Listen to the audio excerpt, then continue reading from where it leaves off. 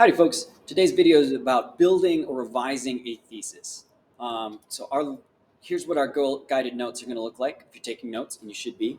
Make sure you know what a thesis is, know what characteristics I'm looking for in a thesis, and then make sure you know how to check whether your thesis is good, whether it's going to float or not. So learning targets are going to be writing a thesis for literary analysis and evaluate if you have a workable thesis or not for your paper. So a thesis is just the general statement or an idea that you're going to have for your entire essay. Like, it's the focus of everything else you're going to write. So it is the focal point, the most important, maybe not the longest, but the most important sentence in your essay. Generally, this comes at the end of your introduction. It doesn't always have to go there, but that's traditionally where it goes in like academic writing.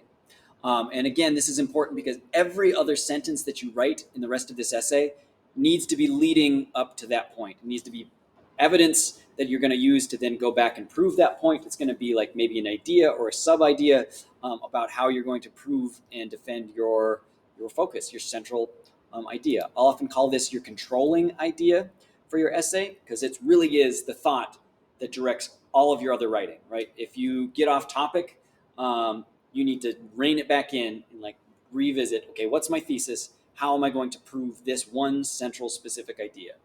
And there's three qualities that every thesis needs to be. It needs to be specific, right? So think about that idea of being insightful and complex. So look at the complexity of whatever it is we're talking about and then try to make some meaningful, specific insight about it. So you couldn't just say, no one is happy in The Great Gatsby. Way too surface level, right? Yeah, we know no one's happy. We read the book.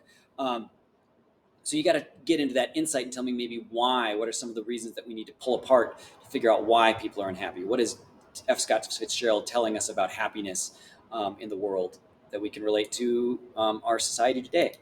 Also needs to be arguable. So it's something that is not just like a factual statement. You couldn't say Gatsby and Tom are rich in The Great Gatsby.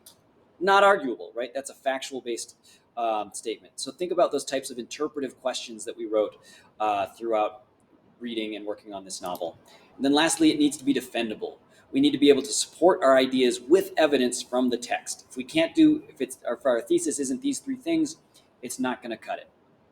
Okay, so here's what a normal thesis progression might look like as I'm working on defining or revising and perfecting my thesis. So I might start with something like this. That story, Everything Stuck to Him, that's about relationships, right? It's about this young guy and girl, 17, 18 years old, get married super young, have a kid super young, and they're figuring out how to work this relationship.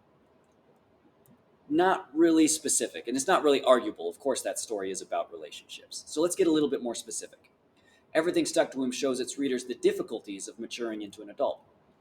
Better, right?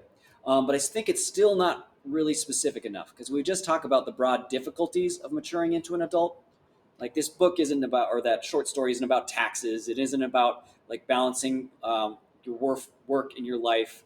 There's a lot of other pieces about being an adult that doesn't fit into just the broad idea of the difficulties of maturing into an adult. So I've revised it one more time to say Raymond Carver explores how maturity, or the lack of it, relates to personal relationships and self-image. Now I've got a really workable specific thesis because I'm talking about the connection between maturity and our relationships, and maturity and our idea of self-image, how we view ourselves. That's something that I can defend and talk about. All right, so if you're working on developing your thesis or revising your thesis, make sure you kind of have some general thoughts about what topic it is you're writing on. Maybe take a look at some of the discussion questions we've had in class. Anything that's going to get you thinking about, okay, what's an arguable specific statement that I could think about for this essay? And then I want you to play the so what game. This is a great way to test whether your thesis is kind of good and interesting.